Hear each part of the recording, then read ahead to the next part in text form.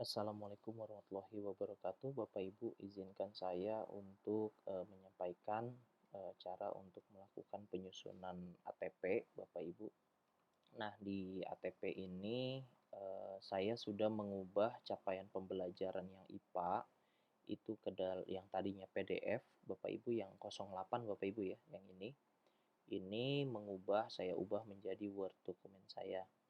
Nah, ini saya lengkapi mulai dari rasionalitas, tujuan, dan karakteristik sampai masuk ke capaian.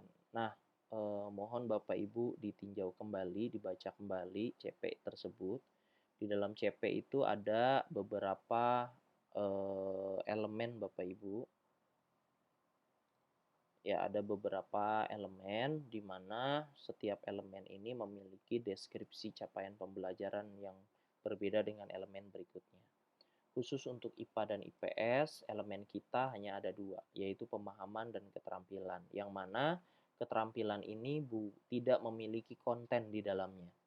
Mungkin bisa dicek kembali, keterampilan proses dalam hal ini hanya tahapan-tahapan seperti itu. Nah, untuk kontennya bisa kita lihat di bagian pemahaman. Nah, khusus IPS, untuk konten di capaian pembelajarannya itu tidak jelas, tidak tidak apa ya, spesifik seperti IPA seperti ini. Nah, untuk melihatnya, untuk IPS itu bisa lihat di area atasnya. Ini kan CP nih, capaian pembelajaran. Nah, bisa lihat di kolom atasnya Bapak Ibu, kalau IPS. Nah, di kolom atasnya itu lebih jelas nanti di sini. Jadi seolah-olah jadi kayak kebalik dengan IPA. Kalau IPA itu deskriptif elemen itu ada di area atas gitu ya. Sementara materi konten itu sudah dalam bentuk CP. Jadi yang Pak Cahya kemarin sampaikan terkait dengan kejelasan CP itu emang IPS agak sedikit tricky ya Bapak Ibu. Nah, saya lanjutkan. Jadi ada elemen dan kedua elemen atau banyak elemen yang Bapak Ibu miliki di dalam CP itu harus selesai dalam satu fase atau dalam 3 tahun, kelas 7, kelas 8, dan kelas 9. Nah, selanjutnya dari sini saya akan ambil per paragraf. Per paragraf ini saya ambil, lalu saya lakukan breakdown atau mulai pemecahan atau pemetaan. Nah, saya taruh di sini. Nah, kemudian saya mau buat tujuan pembelajaran. Pembuatan tujuan pembelajaran ada 3 caranya. Yang pertama adalah cara langsung. Nah, langsung ini artinya diambil dari CP. Nah, saya contohkan Bapak Ibu ya. Ini ya metodenya ya. Jadi yang pertama misalnya nih, ini ada satu udah jelas ya. Seperti saya sebenarnya udah jelas nih. Yang diamati, ini saya copy. Kemudian saya buat di tujuan pembelajaran ini.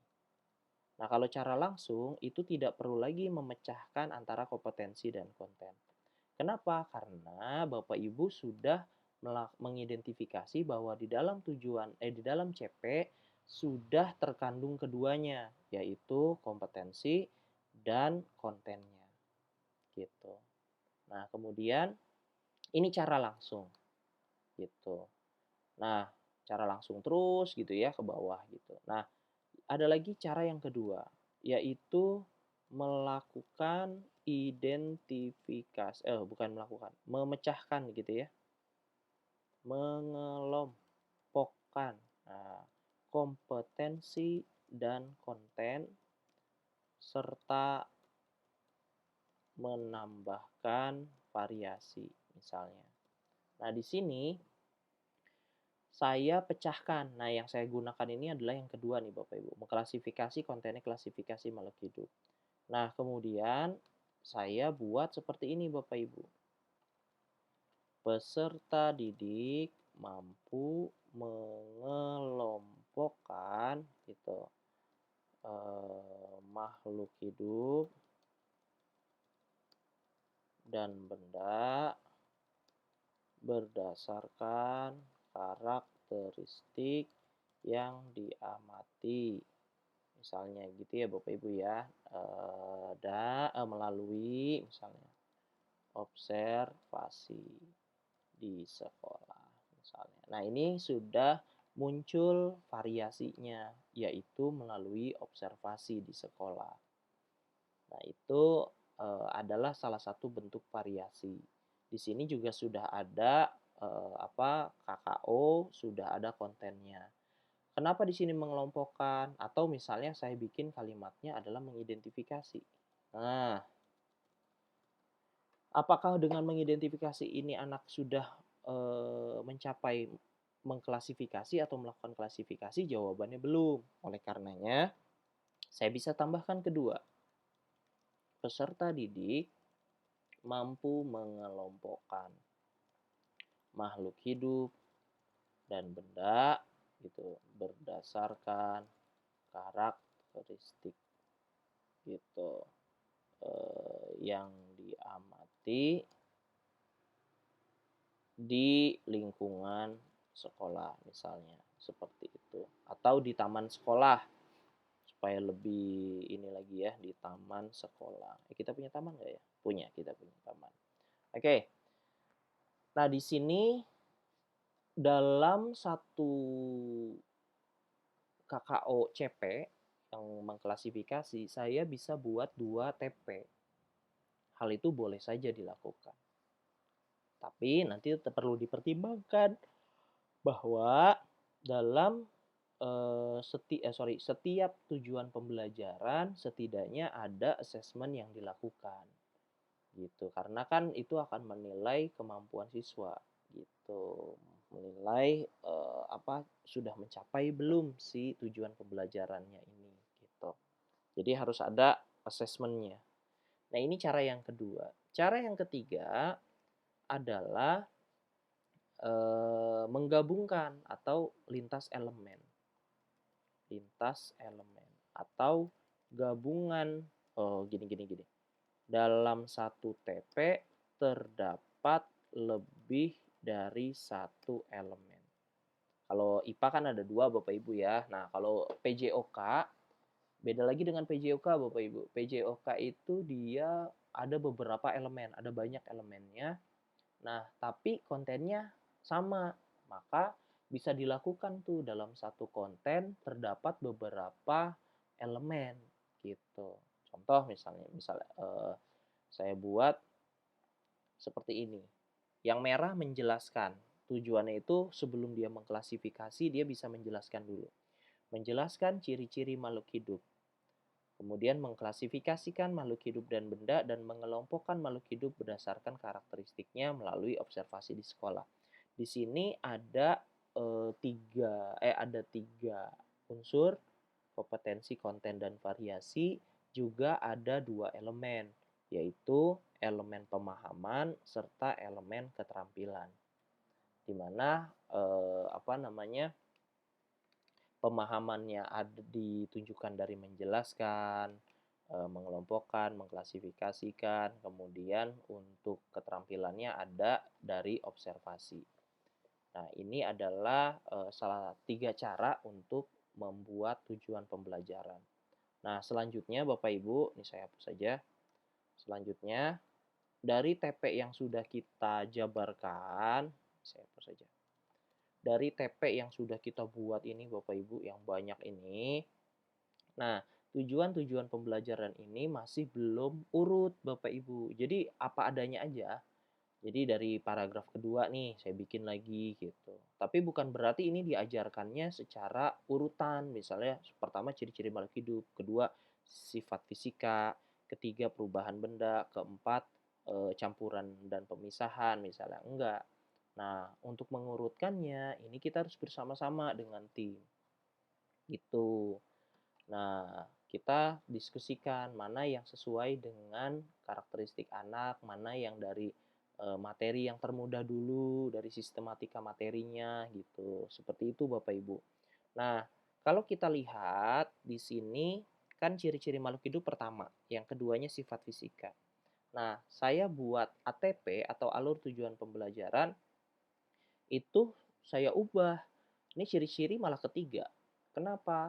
Karena di dalam IPA sebelum anak bisa melakukan klasifikasi atau melakukan observasi, maka otomatis anak-anak itu harus tahu dulu metode ilmiah itu seperti apa, bagaimana sikap-sikap ilmiah gitu.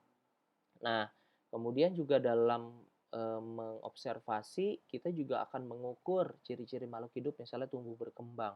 Kita bisa tahu tanaman itu tumbuh kalau kita ukur setiap hari kan seperti itu. Nah, tidak mungkin kalau kita tidak mengajarkan pengukuran di awal. Makanya dalam alur tujuan pembelajaran kita susun dari yang paling sederhana dulu atau dari yang paling sistematika yang paling rendah lah gitu. Nah, terus setelah ciri-ciri makhluk hidup, tidak serta-merta saya masukkan sifat fisika. Jadi saya kumpulin dulu berdasarkan konten, saya masukkan klasifikasi dulu, baru saya masukkan sel seperti itu. Nah, Bapak Ibu, di sini saya membuat ATP menggunakan konten materi. Kenapa? Konten materi ini sama seperti bab. Karena begini Bapak Ibu pertimbangannya. Memang di dalam kurikulum merdeka haram hukumnya apabila kita masih terpaku kepada buku paket dalam membuat perencanaan. Nah, memang tidak boleh Bapak Ibu, makanya kita bikin tujuan pembelajaran tuh, ya sesuai kemauan kita gitu. Nah, tapi Bapak Ibu mohon dipertimbangkan bahwa bahan bacaan guru dan anak itu juga dari buku, sementara ini masih menggunakan buku K13. Nah, itu akan sulit kalau misalnya kita mencela-mencela, misalnya di dalam semester 1 itu ada materi kelas 7, ada materi kelas 8, ada materi kelas 9. Nah, mohon dipertimbangkan bukan buat bahan bacaan anak itu kalau dia mengambil di lintas kelas. Nah, itu kan akan merepotkan dan akan menambah komplain ya. Makanya mungkin bisa diperhitungkan untuk sementara babnya bisa disesuaikan. Tapi ada tapinya Bapak Ibu. Tujuan pembelajarannya tetap harus kita mengacu kepada CP. Tidak bisa lagi kita mengacu kepada tujuan pembelajaran yang ada di K13 gitu. Karena nanti malah tidak sesuai dengan keinginan pemerintah gitu Bapak Ibu. Nggak ada dasar hukumnya nanti. Makanya tadi saya katakan bahwa buku itu hanya sebagai bahan bacaan. Nah, selanjutnya kita masukkan juga profil pelajar Pancasila. Nah, di sini saya paling banyak itu dua, Bapak Ibu. Paling banyak itu dua. Ya, saya setidaknya harus ada satu, Bapak Ibu ya. Tidak boleh tidak ada gitu. Ini harus ada satu. Tapi saya biasanya dua aja gitu. Kenapa? Karena lebih mudah untuk melakukan penilaian, pengamatan di kelas apabila kita berfokus kepada sedikit profil gitu. Karena kan kita waktunya panjang nih satu fase ya.